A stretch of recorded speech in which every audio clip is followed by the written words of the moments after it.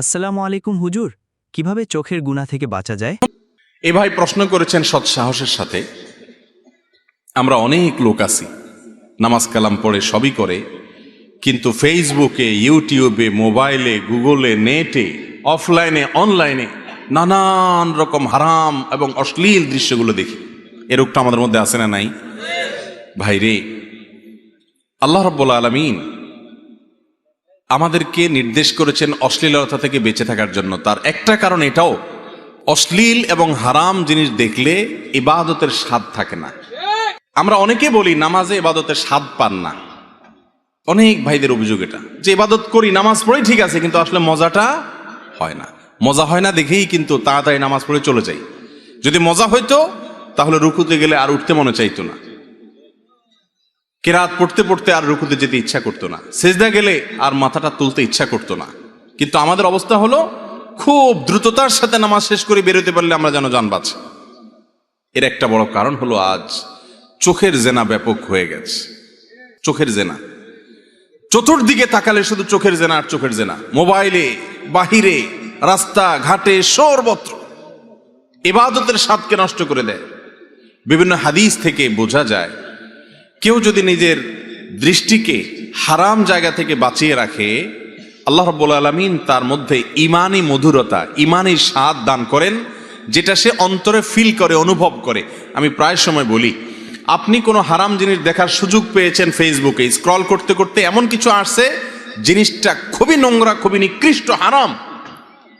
আপনি সেই জিনিসটা সুযোগ আছে দেখার, কেউ নাই, কিন্তু আপনার রব দেখছেন, আল্লাহ দেখছেন, এই কথা মনে হওয়ার সঙ্গে সঙ্গে স্ক্রল করে সেটা উপরের দিকে তুলে দিয়েছেন, অথবা ক্রস দিয়ে সেটাকে আপনি হাইড করে ফেলেছেন, সরিয়ে দিয়েছেন।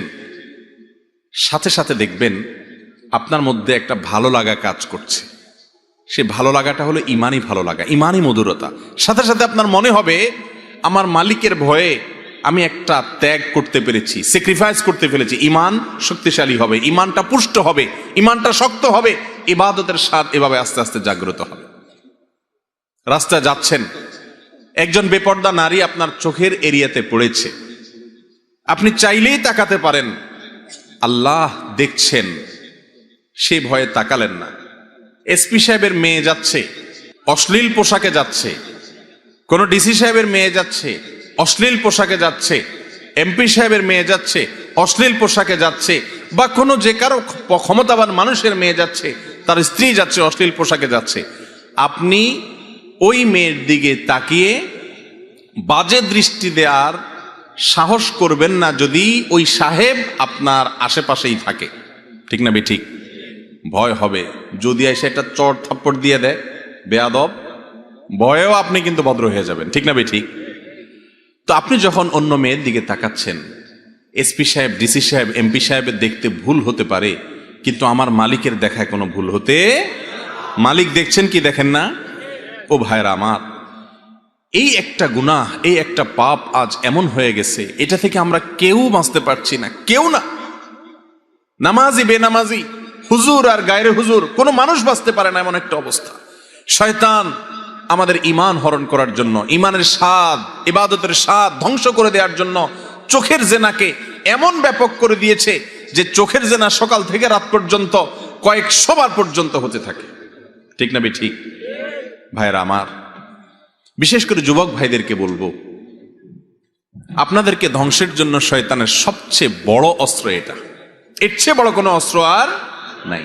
যুবকদেরকে শিকার করবার জন্য শয়তানের সবচেয়ে বড় আধার নারী। নবী করিম সাল্লাল্লাহু আলাইহি সাল্লাম বলেছেন, আমি চলে যাচ্ছি, তোমাদের মাঝে এমন একটা ফিতনা রেখে যাচ্ছি, এমন একটা তোমাদের জন্য বিভ্রান্তিকর, ধোঁয়াশাপূর্ণ বিষয়, এমন একটি বিষয় তোমাদের মাঝে রেখে যাচ্ছি, যেই জিনিসটাতে পেছনে পড়ে বা ভুলভাবে সেটার ব্যবহার করতে গিয়ে বহু মানুষ ধ্বংস হয়ে যাবে। কত ভালো ছেলে, ভদ্র ছেলে, মা বাবার অবাধ্য হয়ে, মা বাবার চোখের পানিতে বুক ভাসিয়ে বিপথে চলে গেছে, এই চোখের জেনা করতে করতে কোনো মেয়ের পিছে পড়ার কারণে। ঠিক না বে ঠিক? কত এমনকি নামাজি কালামি মানুষ আমাদের কাছে, অনেক মায়েরা, অনেক বোনেরা এসে চোখের পানি ফেলে, অভিযোগ করে, হুজুর ছেলেটাকে খুব নামাজি দেখে বিয়ে করছি, দাড়িও আছে, সবই আছে, কিন্তু এই অশ্লীলতার জোয়ারে সে গা ভাসায়, নির্জনে হারাম জিনিস দেখে, যার কারণে সংসারে শান্তি নেই। আজ সংসারগুলো সব ভেঙে খান খান হয়ে যাচ্ছে, ঠিক না ঠিক? প্রতিদিন অনেক বছর আগের পত্রিকার রিপোর্ট, অনেক দিন আগের পত্রিকার রিপোর্ট, 39টি করে ঢাকা শহরে শুধু বিবাহ ভাঙে।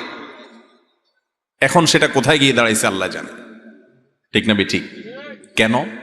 এর অন্যতম প্রধান কারণ হলো এই চোখের গুনাহ।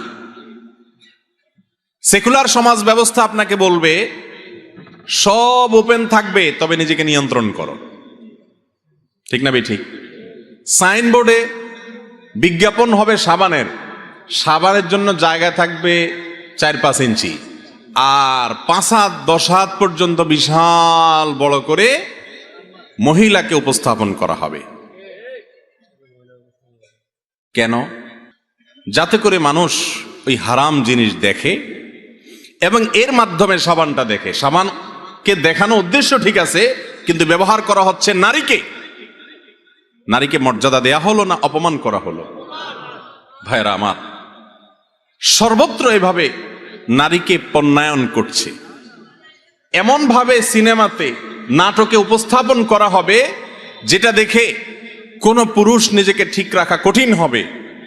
এরপর আবার বলা হবে যে সবকিছুই উন্মুক্ত থাকবে, স্বাধীনতার নাম দিয়ে সবাই অপকর্ম করবে, সমাজ অস্থিতিশীল হওয়ার মতো সবকিছু খোলা থাকবে, কিন্তু খবরদার কেউ কাউকে বলপূর্বক কারোর গায়ে হাত দিতে পারবে না।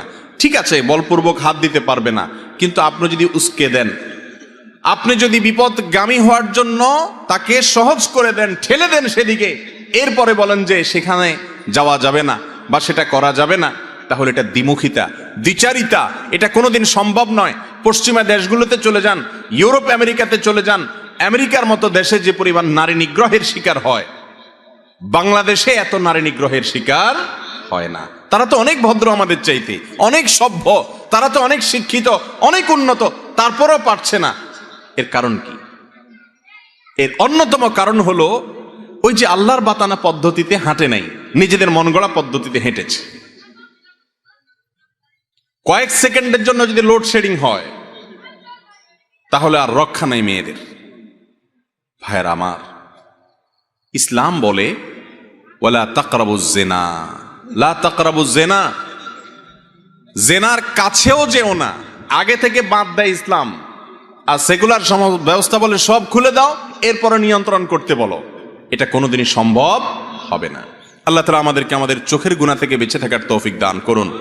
এই যুগে এটা মহামারীর মতো হয়ে গেছে, ডায়রিয়ার মতো হয়ে গেছে। ডায়রিয়ার রোগী যখন সিরিয়াস পর্যায়ে চলে যায়, আইসিডিডিআরবিতে ভর্তি করা লাগে মহাখালী কলেরা হাসপাতালে, তখন দেখা যায় যে এমন ডাইরেক্ট হয়ে যায়, থামানোর মতো কন্ট্রোলিং পাওয়ার আর তার থাকে না।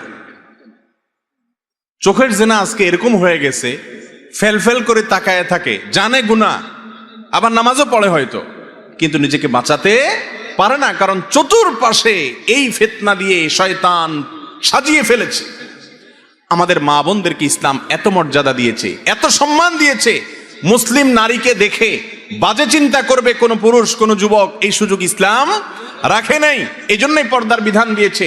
এটাতে নারীর অধিকার নষ্ট হয় না, বরং নারীকে সম্মানিত করা হয়। আর যদি নারী পর্দার বাইরে থাকে, তাকে নিয়ে বাজে চিন্তা করার সুযোগ মানুষ পাবে, এটাতে নারীর অসম্মান হবে, নারীর অপমান হবে। যারা নারীকে বেপর্দার কথা বলে, তারা তাদের স্ত্রীকে নিয়ে, তাদের মাকে নিয়ে, তাদের বোনকে নিয়ে, তাদের মেয়েকে নিয়ে অন্যরা মনে মনে বাজে চিন্তা করুক, মনে মনে তাদের পরিবারের মেয়েদের সাথে জেনা করুক, এটা তারা কিন্তু কেউ চায়, কোনোদিনই চায় না।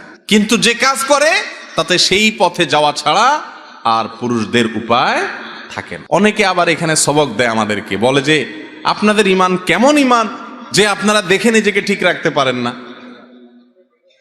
ওনার ঈমান অনেক মজবুত, উনি পারে। ভাইরা আমার, আল্লাহ রাব্বুল আলামিন এমন ভাবে সৃষ্টি করেছেন এই বিষয়টাকে, যদি কেউ বলে বেপর্দা নারী আমি অহরহ দেখি কিন্তু আমার মনে কখনো বাজে চিন্তা আসে না, এই লোক হয় কাপুরুষ আর না হয় মিথ্যুক। হয় তার ডাক্তার দেখানো দরকার আর না হুজুরের কাছে নেওয়া দরকার, মিথ্যাবাদী, দুইটার একটা। কোনো সন্দেহ আছে? আল্লাহ তাআলা আমাদেরকে পর্দার বিধান মেনে চলার তৌফিক দান করুক। ভাইরা, ফেসবুকে চোখের জেনা করব না, নিয়ত করা যাবে তো ইনশাল্লাহ? ইউটিউবে চোখের জেনা করব না হেফাজত করব, নিয়ত করব তো ইনশাল্লাহ? তারা সব বেপর্দা চলবে, সেজন্য কি আমাদের ঈমান আমরা নষ্ট করতে পারি? আমার আখিরাতে আমাকে যেতে হবে ভাই। কিয়ামতের দিন যদি বলেন আল্লাহ সব বেপর্দা হয়ে গেছে, বিজ্ঞাপনের বিলবোর্ডে, রাস্তাঘাটে, স্কুল কলেজে, সব জায়গায় নারীকে উন্মুক্তভাবে উপস্থাপন করা হয়েছে, সেজন্য আমি ঠিক থাকতে পারি নাই, এটা বললে সেদিন রক্ষা হবে না। জান্নাত তো আল্লাহ সেজন্যই দিবেন যে পরিবেশটা সব খারাপ হবে, এরপর আপনি আপনাকে বাঁচানোর চেষ্টা করবেন। আখেরি জামানার উম্মতের মুসলমানের মূল্য অনেক বেশি, কারণ পরিবেশ হবে প্রতিকূল, তারা সংগ্রাম করে বিপরীত এবং প্রতিকূল পরিবেশের উল্টা চলার চেষ্টা করবে। চেষ্টা করবো তো ইনশাআল্লাহ? আল্লাহ তাআলা আমাদেরকে তৌফিক দান করুন।